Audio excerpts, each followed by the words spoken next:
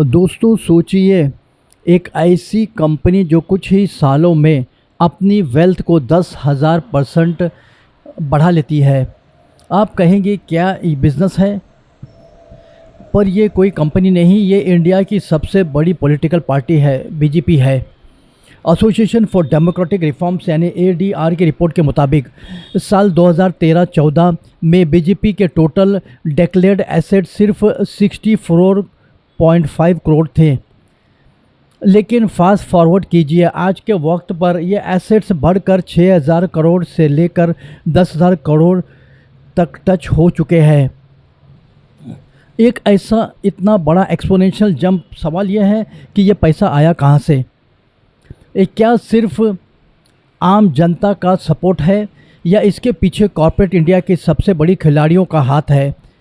आज के वीडियो में हम बिना किसी डर के सारे फैक्ट्स आपके सामने रखेंगे। आपको क्या लगता है, कोई भी बड़ी जायंट कॉर्पोरेट कंपनी किसी पॉलिटिकल पार्टी को करोड़ों रुपए दान में क्यों देती है? चैरिटी के लिए?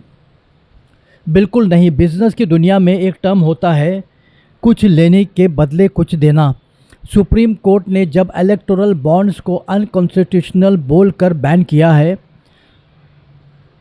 तो एक बड़ा सच सामने आया। बड़ी बड़ी कंपनीज, चाहे वो माइनिंग सेक्टर की हो, इंफ्रास्ट्रक्चर की हो या फार्मा की, वो रूलिंग पार्टी को ब्लाइंड फंडिंग देती है। बदले में उन्हें मिलते हैं मेगा गवर्नमेंट्स कॉन्ट्रैक्ट्स, रूल्स में रिलैक्सेशंस और इन्वेस्टिगेशन एजेंसी से राहत। डेटा कहता है कि कई ऐसे कंपनीज है जिन पर ईडी या इनकम टैक्स के रेड पड़े और उसके ठीक दिन बाद उन्होंने चुपचाप करोड़ों के डोनेशंस इलेक्टोरल ट्रस्ट के ज़रिए पार्टी को दे दिए। चलिए इसका सबसे बड़ा एग्जाम्पल, हाल ही का एक बड़ा एग्जाम्पल देखते हैं। The Tata group. टाटा को पूरी दुनिया में उनकी इथिक्स और चैरिटी के लिए जाना जाता है, लेकिन बिजनेस तो end of the day business है। इन्वेस्टिगेटिव जर्नलिज्म और इलेक्शन कमीशन के डेटा से एक बड़ा लीक सामने आया। प्रोग्रेसिव इलेक्टोरल ट्रस्ट, जिसे टाटा ग्रुप बैक करता है, उसने अकेले बीजेपी को 758 करोड़ रुपया डोनेट किया। ये अब अकेले किसी कॉर्पोरेट हाउस की तरफ से दिया गया सबसे बड़ा डोनेशन था। अब यहाँ टाइमलाइन पर ध्यान दीजिए जो आपका दिमाग घुमा देगा। इस डोनेशन के ठीक 4 हफ्ते पहले, यानी लगभग 1 महीना पहले, सेंट्रल गवर्नमेंट ने टाटा ग्रुप के 2 बड़े सभी कंडक्टर्स यूनिट्स को अप्रूव किया था, गुजरात और आसाम में। और सिर्फ अप्रूव ही नहीं किया, उन्हें लगभग 44,000 करोड़ रुपया की सरकारी सब्सिडी यानी फाइनेंशियल एड भी दी। अब लोग सवाल उठा रहे हैं, 44,000 करोड़ रुपये की सब्सिडी मिलती है और उसके ठीक 4 हफ्ते बाद 758 करोड़ का डोनेशन पार्टी अकाउंट में चला जाता है।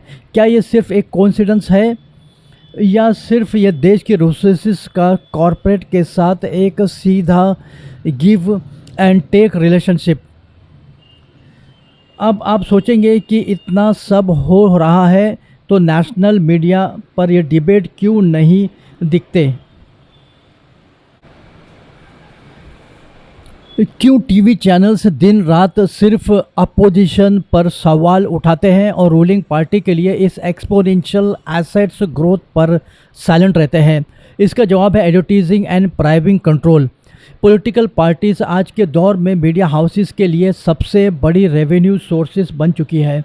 हज़ारों करोड़ रुपया हर साल सरकारी और पार्टी के एडवर्टीजमेंट के रूप में टीवी चैनल्स और न्यूज़पेपर को दिए जाते हैं।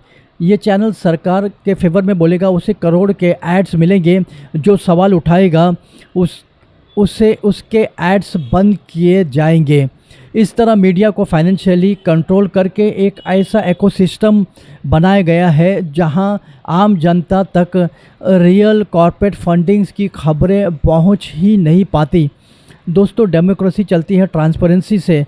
जब तक हमें ये पता नहीं होगा कि हमारी सरकार को चला कौन रहा है, हम लोग या देश के बड़े बिलियनर्स, तब तक वोट की ताकत सिर्फ एक दिखावा बनकर रह जाएगी। ये डेटा किसी पार्टी के खिलाफ नहीं है, ये फैक्ट्स हमारे डेमोक्रेसी के सच को दिखाता है। आपको क्या लगता है, क्या पॉलिटिकल पार्टीज़ को कॉर्पोरेट फंडिंग्स पूरी तरह से बैन होनी चाहिए? अपनी राय कमेंट्स में ज़रूर बताएं।